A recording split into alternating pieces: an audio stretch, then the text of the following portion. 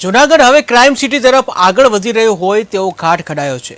જૂનાગઢમાં અનેક જગ્યાએ હત્યાઓ મારામારીના બનાવો બની રહ્યા છે, ત્યારે માણાવદર શહેરમાં પર બપોરે અનુસૂચિત જનજાતિ મોરચાના પ્રમુખની હત્યાએ સમગ્ર જૂનાગઢ શહેરને હચમચાવી નાખ્યું છે। લગ્ન પ્રસંગમાં જમવા ગયા બાદ પરત આવતા રેકી કરી બે શખ્સો દ્વારા જીવલેણ હુમલો કરાતા મોત નિપજવા પામ્યું છે। ત્યારે શું છે સમગ્ર વિગત, જોઈએ આ અહેવાલમાં।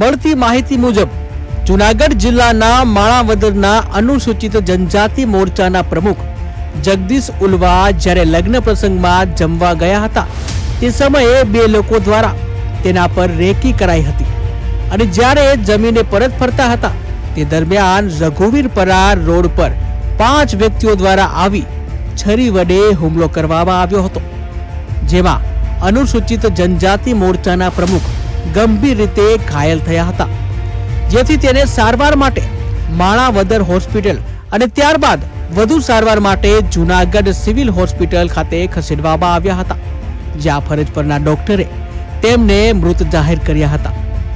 આ હત્યાની ઘટનાની જાણ થતા માણાવદર પોલીસ દ્વારા હત્યારાઓને પકડવા માટે પોલીસે ચક્રો ગતિમાન કર્યા છે।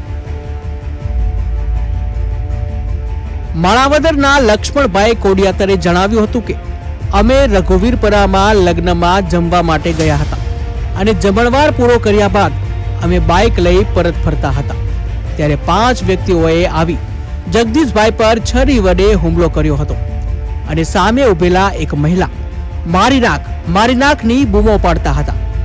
જગદીશ ઉલવા જ્યારે લગ્નમાં જમતા હતા ત્યારે બે વ્યક્તિઓ અમારા પર નજર રાખી રેકી કરતા હતા। મૃતક જગદીશભાઈ અનુસૂચિત જનજાતિ મોરચાના પ્રમુખ હતા। જગદીશભાઈ અને હુમલાખોરો વચ્ચે અગાઉ મતભેદોના કારણે આ હુમલો કરાયો છે। જગદીશભાઈ ઉલવા અગાઉ પણ તેમના પર હુમલો થયો હતો, તે મામલે માણાવદર પોલીસ સ્ટેશનમાં અરજી કરી હતી। આજરોજ માણાવદર શહેરના રઘુવીરપરા વિસ્તારમાં એક બનાવ બનવા પામેલ છે। બનાવની વિગતે રઘુવીરપરા વિસ્તારમાં રહેતા જગદીશ લક્ષ્મણ ઉલવા ઉપર જૂની અદાવતને લીધે આરોપીઓએ હુમલો કરેલો હતો અને છરીના ઘા ઝીકી દીધેલ હતા। મરણ જનારને ગંભીર ઈજા થતાં સિવિલ હોસ્પિટલ જૂનાગઢ ખાતે વધુ સારવાર માટે ખસેડવામાં આવેલ, ત્યાં તેને મરણ ગયેલ જાહેર કરેલ છે। હાલ આ અંગેની વિગતવાર ફરિયાદ લેવાની કાર્યવાહી ચાલુ છે, તેમજ બનાવની ગંભીરતાને ધ્યાને લઈ માનનીય એસપી સાહેબની સૂચના મુજબ એલસીબી, એસઓજી અને સ્થાનિક પોલીસની જુદી જુદી ટીમો બનાવી આ બનાવમાં સંડોવાયેલ આરોપીઓને તાત્કાલિક અસરથી ઝડપી લેવા માટે હાલ તજવીજ ચાલુ કરવામાં આવેલ છે। આ અંગે વધુ વિગત મુજબ માણાવદરના ગોકુલનગર વિસ્તારમાં રહેતો જગદીશ લક્ષ્મણભાઈ ઉલવા ઉંમર વર્ષ 34 અને લક્ષ્મણભાઈ કોડિયાતર રઘુવીરપરામાં લગ્ન પ્રસંગના જમણવારમાં જમવા ગયા હતા। આ બંને બાઇક પર પરત ફરી રહ્યા હતા ત્યારે રઘુવીરપરા વિસ્તારમાં બે શખ્સોએ આવી જગદીશને છરીના ઘા ઝીકી દીધા હતા। આ સમયે એક મહિલાએ મારી નાખો એવી બૂમો પાડી હતી। આ બનાવ બાદ જગદીશ ઉલવાને માણાવદર અને ત્યાંથી વધુ સારવાર માટે જૂનાગઢ ખસેડાયો હતો, જ્યાં તેનું સારવાર દરમિયાન મોત થતા બનાવ હત્યામાં પરિણમ્યો હતો। જગદીશની સાથે રહેલા વ્યક્તિએ તેની રેકી કર્યાની વાત કરી હતી।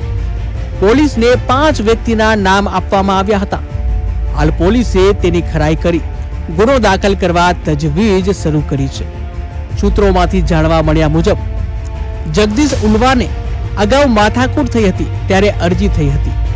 આ મનદુખમાં આજે ડખો થયો હતો। હાલ પોલીસે આ દિશામાં તપાસ શરૂ કરી છે। થોડા દિવસે સર્જાહેર યુવાનની હત્યાની ઘટનાથી માણાવદર શહેરમાં ચકચાર વ્યાપી ગઈ હતી। Bureau report, KTV news Gujarati, Junagadh.